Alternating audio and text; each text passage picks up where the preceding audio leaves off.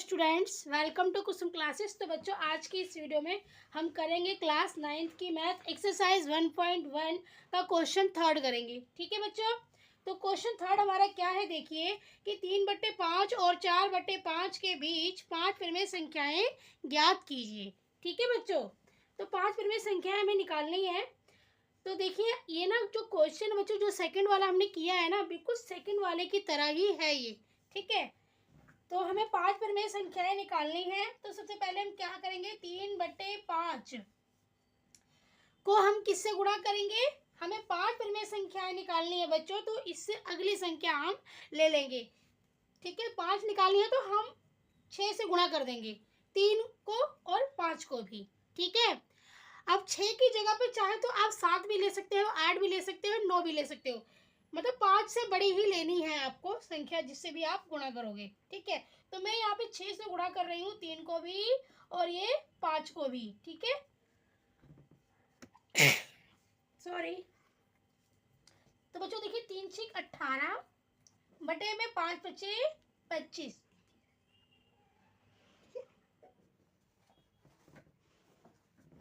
आएगा इधर।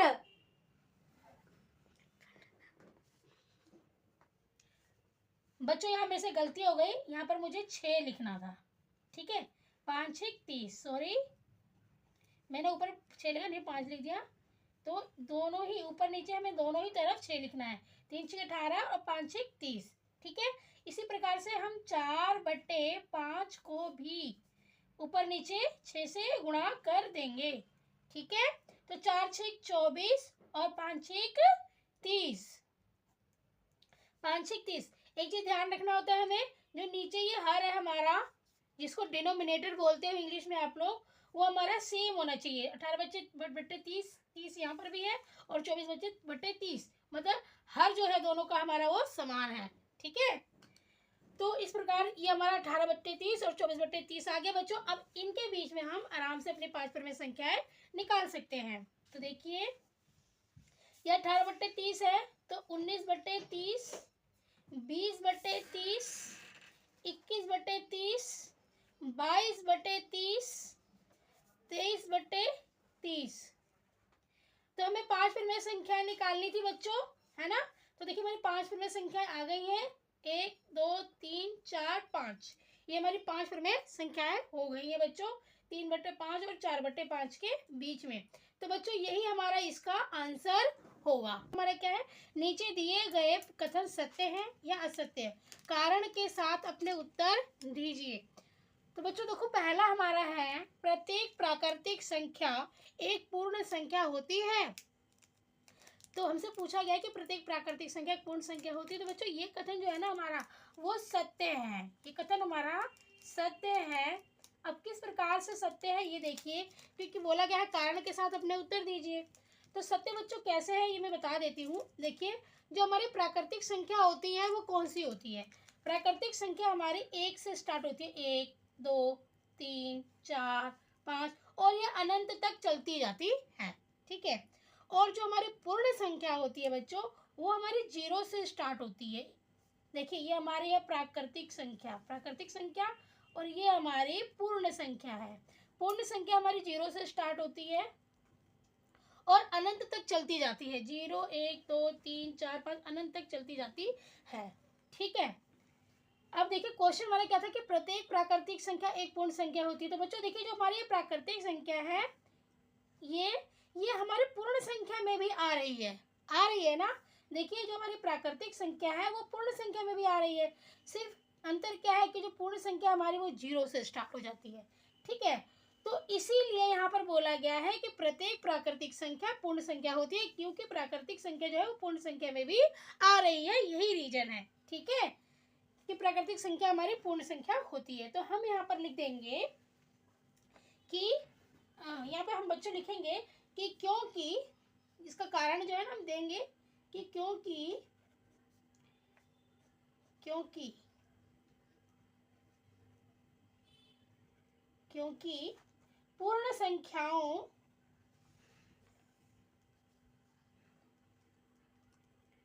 पूर्ण संख्याओं के संग्रह में, ये पूर्ण संख्याओं के संग्रह में सभी प्राकृतिक संख्याएं होती हैं, प्राकृतिक संख्याएं होती हैं। ठीक है, अब हम इसका सेकंड वाला पॉइंट देख लेते हैं बच्चों। सेकंड वाला हमारा है कि प्रत्येक पूर्णांक एक पूर्ण संख्या होती है, प्रत्येक पूर्णांक एक पूर्ण संख्या होती है। तो बच्चों देखिए इसको हम किस प्रकार से करेंगे। सबसे पहले तो ये हमारा असत्य है, असत्य है ये कथन हमारा। अब क्यों असत्य है ये देखिए, देखिए पूर्णांक हमारा क्या होता है, बच्चों पूर्णांक जो होता है ना हमारा वो 0 से स्टार्ट होता है, 0 1 2 3 4 और ये अनंत तक चलता जाता है। ठीक है, तो एक तरफ तो हमारी धनात्मक संख्या होती है और दूसरी तरफ इसमें ऋणात्मक भी होती हैं, जैसे कि -1 -2 -3 -4, मतलब कि इसमें धनात्मक और ऋणात्मक दोनों ही संख्याएं होती हैं पूर्णांक में हमारी। ठीक है, धनात्मक भी होती है ऋणात्मक भी होती है। लेकिन जब पूर्ण संख्या की बात आती है, पूर्ण संख्या, तो पूर्ण संख्या बच्चों हमारी 0 से स्टार्ट होती है, 0 1 2 3 4 और ये अनंत तक चलती जाती है। ठीक है, तो बच्चों जो हमारी पूर्ण संख्या होती है ना उसमें हमारी ऋणात्मक संख्याएं नहीं आती हैं। ठीक है, सिर्फ धनात्मक संख्याएं ही आती हैं।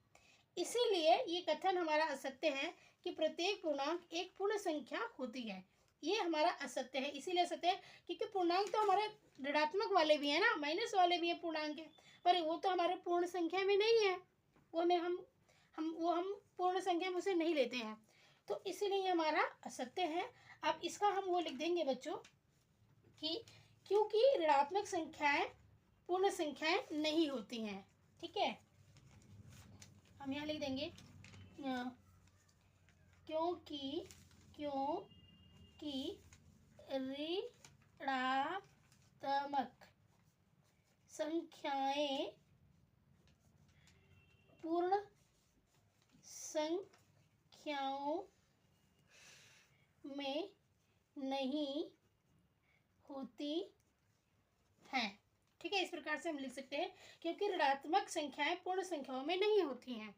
ठीक है, इसलिए हमारा ये असत्य है। अब हम थर्ड वाला पार्ट इसका करते हैं बच्चों। देखिए थर्ड वाला क्या है कि प्रत्येक परिमेय संख्या एक पूर्ण संख्या होती है।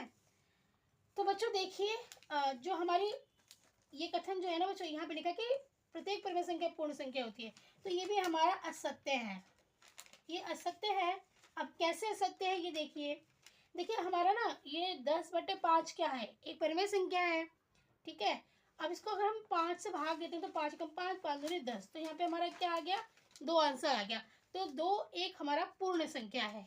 ठीक है, लेकिन अब यहीं पर हम 5/4 को 5, ये हमारा 5 है बटे में 4, अगर मैं 4 से 5 को भाग देती हूँ तो देखिए मेरा आंसर कितना आएगा।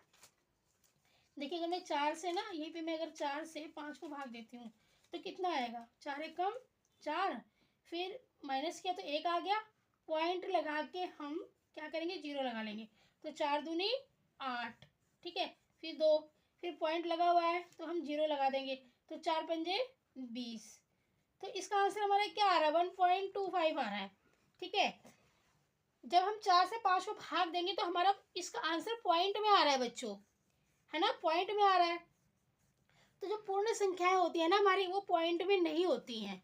ठीक है, जो पूर्ण संख्या हमारी होती है वो पॉइंट में नहीं होती है, वो तो 0 1 2 3 4 5 इस प्रकार से होती है, पॉइंट में नहीं होती है। तो इस प्रकार से 4/5 जो है वो हमारा परिमेय संख्या नहीं है, सॉरी 4/5 है ना वो हमारी पूर्ण संख्या में नहीं आता है। परिमेय संख्या तो ये है लेकिन ये हमारी पूर्ण संख्या में नहीं है। ठीक है, जैसे 2 हो गया ना हमारा पूर्ण संख्या में, जैसे मैंने ये हमारा 10/5 जो था इसको मैंने काटा तो 2 आ गया, तो 2 तो हमारा पूर्ण संख्या है, लेकिन ये पॉइंट वाला जो आंसर आ रहा है ये हमारा पूर्ण संख्या में नहीं है। तो यह जरूरी नहीं है कि हर परिमेय संख्या जो है वो पूर्ण संख्या हो, और जबकि यहाँ पे लिखा है कि प्रत्येक परिमेय संख्या पूर्ण संख्या होती है। नहीं, ये जरूरी नहीं है। देख लीजिए आप फॉर एग्जाम्पल कि 5/4 हमारा पूर्ण संख्या नहीं है, क्योंकि ये भाग देने पर पॉइंट में आ रहा है। तो यहाँ पर हम आंसर में लिख देंगे कि सत्य तो हमने लिख दिया है, हम यहाँ लिख देंगे उदाहरण के लिए 5/2।